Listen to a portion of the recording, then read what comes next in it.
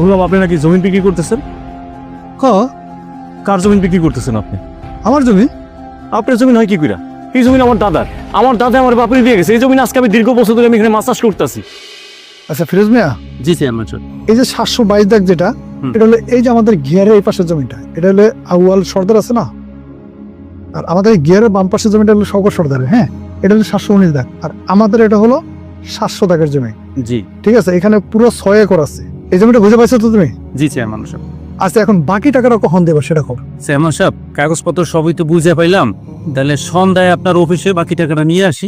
আচ্ছা, দেরি করবো না, ঠিক আছে? জি চেয়ারম্যান স্যার। আসসালামু আলাইকুম চেয়ারম্যান সাহেব। ওয়ালাইকুম আসসালাম। তুমি এখানে? শুনলাম আপনি নাকি জমি বিক্রি করতেছেন। কার জমি বিক্রি করতেছেন আপনি? আমার জমি? আপনার জমি হয় কি কইরা? এই জমি আমার দাদার। আমার দাদা আমার বাপরে দিয়ে গেছে। এই জমি আজকে আমি দীর্ঘ বছর ধরে আমি এখানে মাছ চাষ করতেছি। এই শোন, বর্তমানে মুখের কথায় কিছু হয় না, কাগজ কলমে কথা বলে, আর সেই কাগজে আমার কাছে আছে।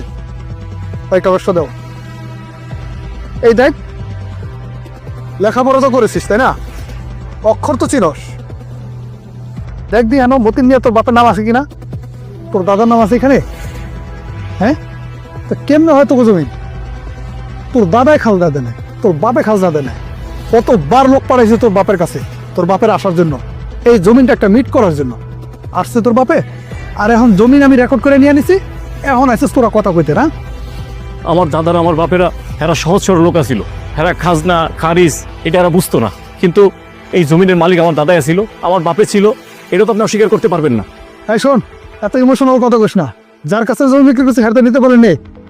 চেয়ারম্যান সাহেব, ক্ষমতা আপনার কাছে, কিন্তু ক্ষমতা সঠিক ব্যবহার করতেছেন না, ক্ষমতার অপব্যবহার করতেছেন। আজকে আপনি আমার সর্বশান্ত করে দিচ্ছেন।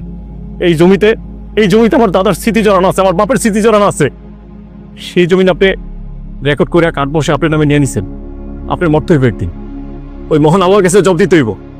যা, জ্ঞান দিতে আসছিস না এখানে, জব দিতে হইব। চলো। সুরেশ ভাই, ভাই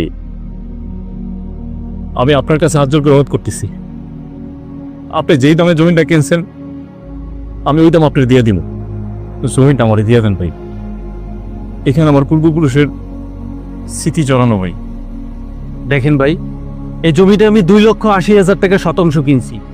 এই জমিটা আমি ব্যবসা করার জন্য কিনছি, আর এই জমিটা আমার খুব পছন্দ হয়েছে মাছ চাষ করার জন্য, বুঝছেন? দুঃখিত ভাই, আমার মাফ করবেন।